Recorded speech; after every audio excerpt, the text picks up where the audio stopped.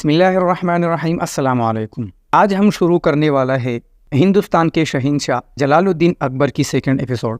اگر آپ لوگوں نے پچھلی ایپیسوڈ نہیں دیکھی تو آپ جا کے ضرور واچ کریں۔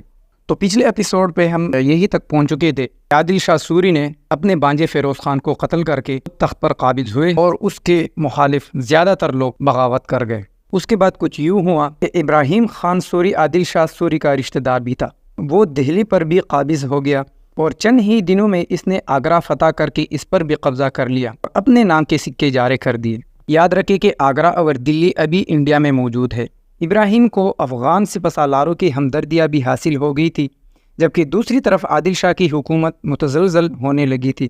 اس کے لشکر بھی کمزور پڑ چکے تھے۔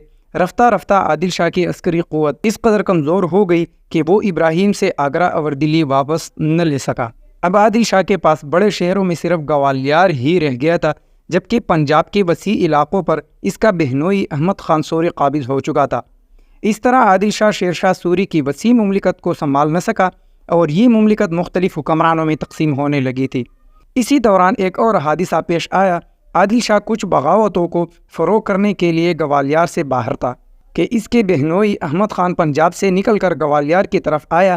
جب عادل شاہ کو اس کے گوالیار آنے کی خبر ہوئی تب اس نے یہ سوچا کہ شاید اس کا بہنوئی احمد خان سوری پنجاب کے علاوہ گوالیار پر بھی قبضہ کرنا چاہتا ہے، لہٰذا وہ مڑا اور بڑی تیزی سے گوالیار کی طرف بڑھا۔ اس نے ارادہ کیا کہ گوالیار پہنچتے ہی احمد خان کو موت کے گھاٹ اتار دے گا یا اس کی آنکھوں میں سلائیاں پھیر کر اسے بینائی سے محروم کر دے گا۔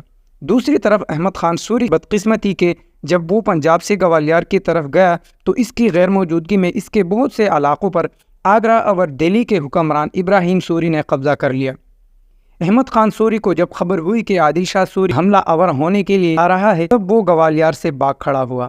اس وقت اس کے ساتھ 4000 سواروں پر مشتمل ایک لشکر تھا اور ان 4000 سواروں کے ساتھ اس نے دہلی کا رخ کیا اور دہلی کے حکمران ابراہیم سوری سے مطالبہ کیا کہ وہ پنجاب کی حکومت اس کے حوالے کر دے۔ ابراہیم سوری نے جب ایسا کرنے سے انکار کر دیا تب احمد خان سوری اور ابراہیم خان سوری کے درمیان جنگوں کا سلسلہ شروع ہو گیا۔ 1555 میں آگرہ کے شمال مغرب میں تقریباً 18 میل کے فاصلے پر احمد خان سوری اور ابراہیم سوری کے درمیان ہولناک جنگ ہوئی۔ اس جنگ میں احمد خان سوری نے ابراہیم سوری کو شکست دی۔ شکست اٹھا کر ابراہیم سوری سامبل کے علاقے کی طرف بھاگ گیا۔ ابراہیم خان سوری کے لشکر کے بہت سے حصے احمد خان سوری کے ساتھ مل گئے۔ اس طرح احمد خان سوری نے دہلی اور آگرے پر قبضہ کر لیا اور دہلی کے تخت پر بیٹھنے کے بعد احمد خان سے اپنا نام تبدیل کر کے اس نے سکندر شاہ کے نام سے حکومت کرنی شروع کر دی اور اپنے نام کے سکے جاری کروا دیے۔ مسجدوں میں اپنے نام کا خطبہ پڑھنے کے احکامات جاری کرا دیے۔ یہ حالات اس وقت پیش آ رہے تھے جب ہمایوں ایران سے نکل کر کابل پر قابض ہو چکا تھا اور کابل پر اس کو حکومت تھی۔ اب ہندوستان میں صورتحال یہ تھی کہ گوالیار مشرق میں جونپور کے علاقوں پر عادل شاہ حکومت کر رہا تھا۔ دہلی کے علاوہ پنجاب میں روہتاس کے علاقوں پر سکندر شاہ سوری کی حکومت تھی۔ یاد رکھیں کہ روہتاس پاکستان پنجاب میں موجود ہے، جبکہ ہمالیہ کے ڈھلانوں سے لے کر پنجاب کی ضلع گجرات تک ابراہیم شاہ سوری حکومت کر رہا تھا۔ ہندوستان کے ان حالات کو دیکھتے ہوئے ہمایوں نے پھر ہندوستان پر اپنی حکومت قائم کرنے کا تہیہ کر لیا۔ وہ اپنے لشکر کے ساتھ کابل سے نکلا اور پشاور کی طرف پیش قدمی کی۔ اس کے ساتھ اس کا بہترین سالار بیرم خان بھی تھا۔ دریائے سندھ کو عبور کرنے کے بعد ہمایوں اور بیرم خان اپنے لشکر کے ساتھ پنجاب کے شہر گکڑ پہنچے اور اس کے بعد ہمایوں نے لاہور کی طرف پیش قدمی کی۔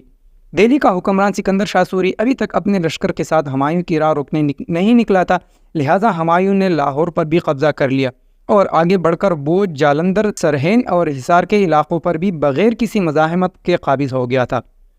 ہمایوں سرہند کے مقام پر اپنے لشکر کے ساتھ پڑاؤ کیے ہوئے تھا کہ سکندر شاہ سوری نے اس کا مقابلہ کرنے کی ٹھانی، لہذا 30,000 گھڑ سواروں کے ساتھ اس نے ہمایوں کا رخ کیا۔ جب سکندر شاہ کا لشکر سرہند پہنچا تب پتہ چلا کہ ہمایوں کے لشکری جالندھر میں جمع ہو رہے تھے، لہٰذا اس نے بھی جالندھر کا رخ کیا۔ سکندر شاہ نے اپنے لشکریوں کو حکم دیا کہ ہمایوں اور اس کے لشکریوں کو دریائے ستلج عبور نہ کرنے دیا جائے اور دریائے ستلج کے اس پار ہی ان پر حملہ آور ہو کر ان کا خاتمہ کر دیا جائے۔ لیکن ہمایوں نے بڑی برق رفتاری سے پیش قدمی کی تھی اور سکندر شاہ کے لشکر کے پہنچنے سے پہلے ہی وہ دریائے ستلج کو عبور کر گیا تھا۔ یہ ہسٹری یہاں پر پوری نہیں ہوئی، لہٰذا آپ نیکسٹ ایپیسوڈ کا انتظار کیجیے۔